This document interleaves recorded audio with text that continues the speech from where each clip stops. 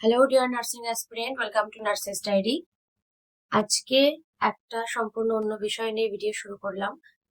ভিডিওর বিষয়টা একটু শুরুতে বলে দিই। সিএইচও রিটেন এক্সাম অনেক অনেক ডিস্ট্রিক্টে হয়ে গেছে, কিছু জায়গায় এখনো হয়নি, হয়ে যাবে। তো শর্ট লিস্টেড যারা, তাদের নামটাও বেরিয়ে গেছে। এখন চিন্তা হচ্ছে যারা শর্ট লিস্টেড হয়েছো তারা ইন্টারভিউটা কি করে দেবে। তোমরা ভাবছো যে ইন্টারভিউতে কি কোয়েশ্চেন ধরবে বা কিভাবে ইন্টারভিউটা আমরা ফেস করব।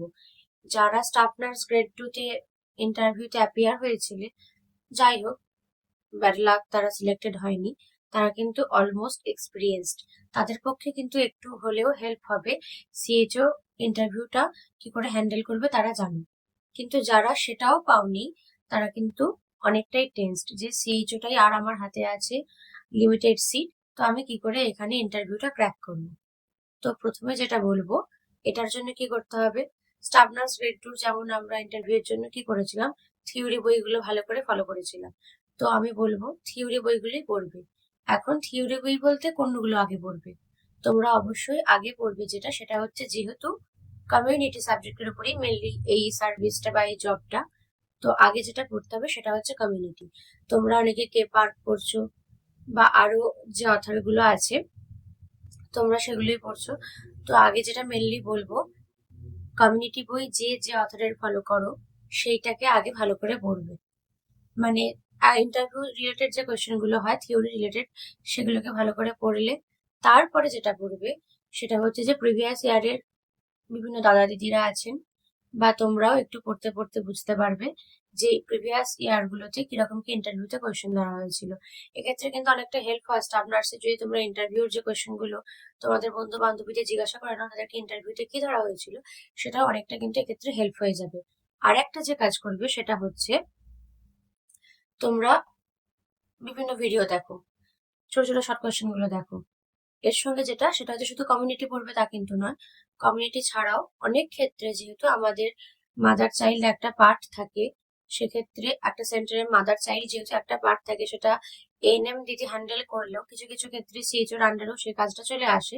তাই মাদার চাইল্ড রিলেটেড যে পার্টটা হয় তোমরা সেগুলোও পড়বে, অর্থাৎ vaccination, liver stage, live presentation বা নর্মাল যে ম্যানেজমেন্ট গুলো আছে সেগুলোকেও পড়বে, বা antenatal check up, postnatal check up, at birth বা আফটার বার্থ চাইল্ডের কি কি কেয়ার হয় সেগুলো তোমরা একটু ভালো করে দেখে যাবে। তো মেনলি বলবো তোমরা কমিউনিটি খুব ভালো করে পড়ো, তার সঙ্গে গাইনি অপসটাও পড়ে যাবে। আমি আমার ব্যক্তিগত এক্সপিরিয়েন্স বলি, আমি যেহেতু সিএইচও তেই জব করছি প্রেজেন্টলি, তাই আমাকে কি কি কোয়েশ্চেন ধরা হয়েছিল আমি সেটুকু তোমাদের একটু আইডিয়া দিয়ে দিই। আমি যখন ঢুকলাম আমাকে বসতে বললেন, ঠিক আছে, তো তারপরে আমাকে সিএইচও থেকে একটা দুটো প্রশ্ন করা হলো যে সিএইচওর ফুল ফর্ম বলো, বললাম। তারপরে সিএইচওর জব রেসপন্সিবিলিটি, আচ্ছা, অদ্ভুত ভাবে আমাকে জিজ্ঞাসা করা হলো সিএইচও ডিউটি আওয়ার্স, যে অফিস আওয়ার্সটা হয় আমি কিন্তু সেটাই বলেছিলাম।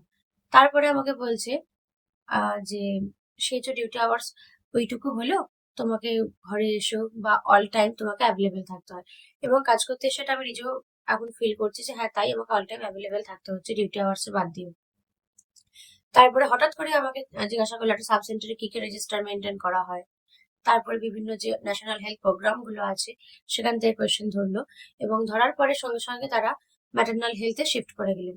সেখান থেকে আমাকে ধরেছিলেন লাই কাকে বলে, প্রেজেন্টেশন কাকে বলে, পার্টোগ্রাফ ধরেছিলেন।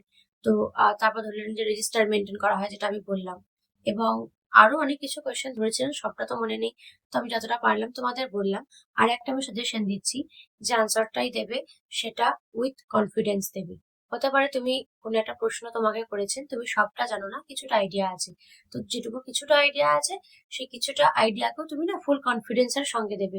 সেটাই কিন্তু তোমার এক্সামিনার যিনি আছেন তাকে কিন্তু সন্তুষ্ট করবে। এক্সামিনারকে সন্তুষ্ট করতে পারলেই কিন্তু জানবে নাম্বার আসবে। তোমার কনফিডেন্স নেই, তোমার রিটেন এক্সাম খুব ভালো হয়েছে, তুমি কিন্তু ইন্টারভিউ ক্র্যাক করতে পারবে না। তাই আমার একটা ছোট্ট সাজেশন, প্রিপারেশন যদি তুমি 100% নাও করতে পারো, হয়তো 80% হয়েছে বা হয়তো 70% হয়েছে, তোমার কনফিডেন্সটা খুব ভালো যেন থাকে। তুমি জানো যে আমার প্রিপারেশন মোটামুটি, কিন্তু জানো সেটা তোমার চোখে মুখে স্পষ্ট না হয়ে ওঠে। এইটুকু যদি তুমি করতে পারো, তুমি কিন্তু ইন্টারভিউটা অনেকটা, মানে ধরে নাও 50% তুমি ওখানেই কভার করে গেছো, আর 50% থাকলো কোয়েশ্চেন আনসার। সেটা তারাও জানেন যে একটা মানুষের পক্ষে সব জানা, সব মুখস্থ করে বসা সম্ভব নয়, কিন্তু তোমার কনফিডেন্সটাই তোমাকে কিন্তু অনেকটা কোয়ালিফাই করে দেবে। ওকে, চলো আজ এইটুকুই। ভালো করে পড়ো, ভালো করে প্রিপারেশন নাও, আর যদি ভিডিওটা ভালো লেগে থাকে অবশ্যই একটা লাইক, কমেন্ট আর সাবস্ক্রাইব করে দিও। Thank you.